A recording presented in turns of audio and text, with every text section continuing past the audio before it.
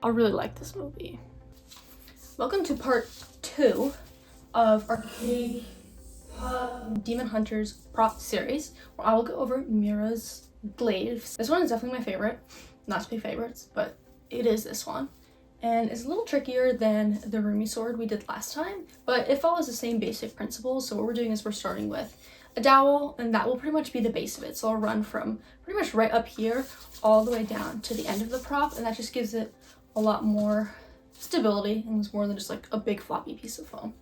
So for the dowel, I recommend is 1/2 inch diameter by 52 inches long minimum. I always like to start a little longer and then trim it down as I get towards the end. I'll show you exactly how I do that later. And the process is basically just either wrapping foam directly around the dowel or creating these like little beads, like these pieces or up here, that will thread onto it and decorate from there. So it looks pretty intimidating, but I promise it's not nearly as hard as it looks. So let's get into it. For this build, I'll also be using a pattern I made. If you want to support me, check it out. It makes it a lot easier. You basically just cut out the pieces, follow the instructions, and this is a more in-depth version of that. So all you need is EVA foam. I use 6mm and 2mm, sharp craft knife, and contact cement. If you've never used this glue before, it's basically just stronger than like hot glue, and it's a lot cleaner to work with. I have a tutorial in my last video, Rumi sword. And then the last bit of materials I need is, I recommend foam core to keep this thing stabilized, and the wooden dowel I mentioned earlier. And then some optional tools. I use a Dremel to kind of like clean up the edges, give it a more blade look, and a heat gun to kind of heat seal the foam. Again, these are optional. You could totally get away without using them, but I always like to bring up that choice. So quickly before we get into it, I'm going to show you how to do a channel cut. So what I just did is a regular cut where you hold your blade at a 90-degree angle to the foam. Channel cut, you're kind of holding it at almost like a 45-degree angle, and you're not quite going all the way through the foam.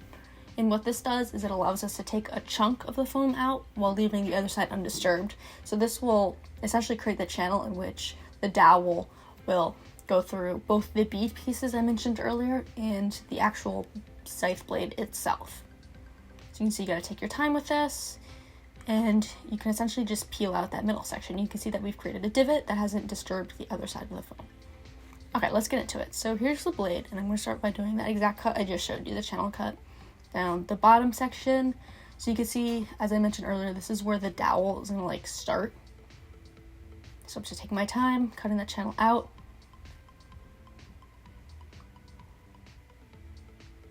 And again, it doesn't need to look nice. You're not going to see this. This is more for the structural parts. As long as it doesn't go through the foam to the other side, you're good. Next, the second piece is, I guess, one of the sandwich pieces. I'm just taking my time. It's kind of like a border. And just laying that flat around the outside. I'll speed it up because it's not that exciting. And then before I finish, I'm going to put in a core piece. So the foam core I mentioned earlier, this is going to slide right in there and add more structure so we don't have a floppy blade. Okay, time to add the dowel. I put some contact cement on the dowel as well to glue it into the piece itself. That way it's not just like spinning around up top there. That's definitely optional, but I'd suggest it so it's all attached to one piece. And then top piece to cover it all up. This one is the same as the first piece we did with that channel cut. That channel is just going to be on the flip side of it, so we have to reverse it and cut that channel. So the dowel fits into one channel, one fully all the way cut through, and then a channel closing on top. You'll see it's all attached nicely. Now what I'm going to do is I mark the blade angle on there. This is also in the pattern if you're choosing to follow along with that. And then to make my life easier sanding, because sanding sucks, I just take my knife and I very carefully, because this is sharp, hack away most of the foam, just to make the sanding process easier and faster. So I'm just removing that bulk.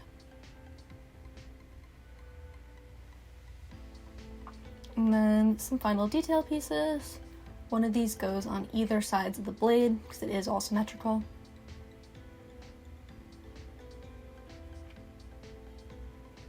And then we're getting to section B. So you'll see that section B, a lot of the steps are repeated throughout the other parts.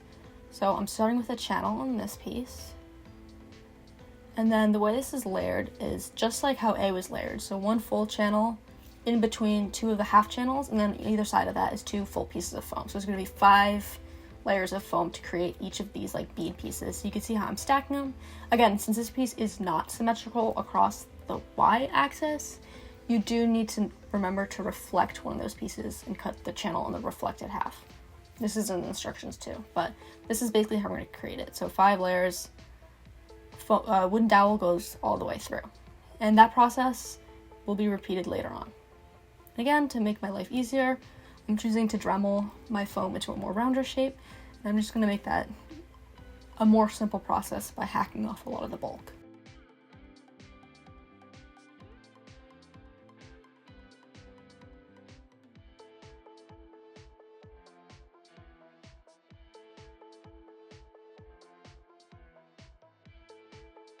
And then take it to my sander. So all the pieces you're going to see from here on out are going to be already sanded, but just wanted to show you some quick footage of kind of what I'm doing and the difference it makes. So alright, and then we're just going to slide it all the way through, and the only points of attachment for glue are going to be the top of that piece and the bottom of the scythe. Alright, on to section C. You can see the picture of how I made it. Again, same as the last piece, just layering 5 of those pieces. 1 with the full channel, 2 with the half channels, and then I'm just putting a detail piece on top. Take my time to wrap it. With the 2mm foam, it is flexible, so take your time to pull it nice and taut and layer it.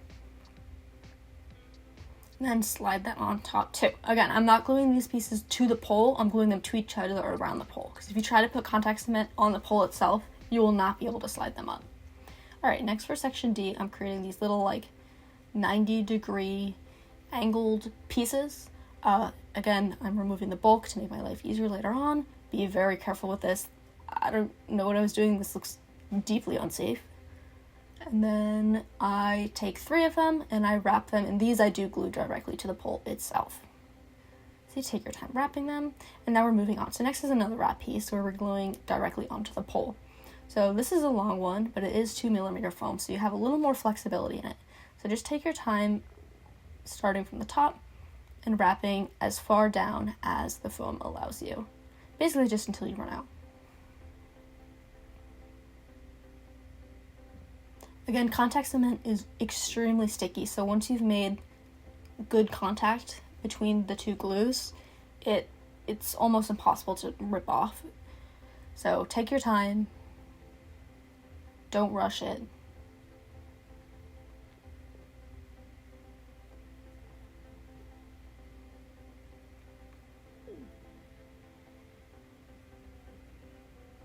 Cool, and next section F, just taking a piece of 6mm and I'm wrapping it around. This is a process, especially when the width is so tight.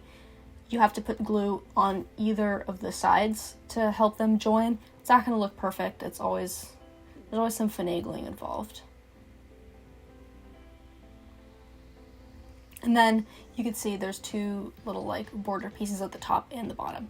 All right, next section G, made just like the bead pieces from earlier, like B and C. We're just sliding 3 of those up there, and I'm gluing them to each other, not to the pole. And then section H is another wrap. This one's like insanely long, so again, take your time. And this wrap is being, you can see the glue on the back, but it's being wrapped around the pole and glued directly to the dowel itself.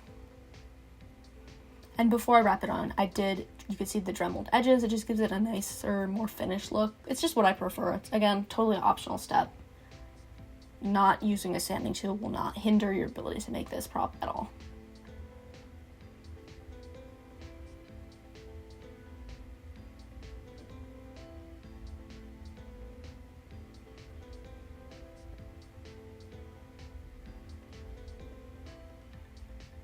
Right, and on to the next step. So section I has these 2 little like conular pieces. So attach the sides together.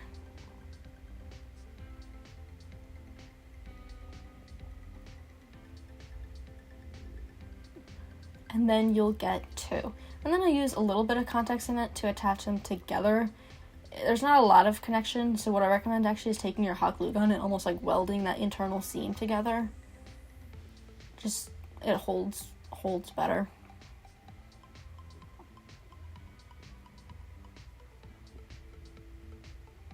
And then we slide that right up, so like the thinner piece faces upwards, and that glues right to the base of the previous wrap.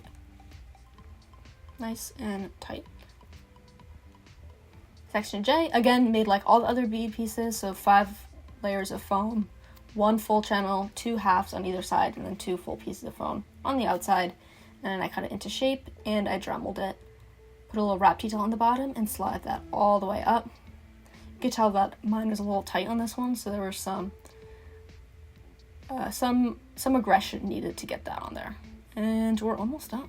Now section K is another one of the cone shapes, except this one has like a lid you could say. So just glue that in there. Again, the connecting points are where the glue is placed, and then after it dried, I go in there and really attach.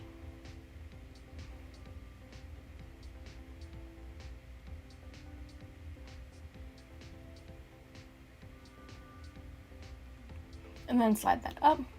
Okay, you can see the glue on the top of that is going to the bottom of the last section. And now this is our last section. So this is basically just 3 pieces of foam stacked, the 6mm.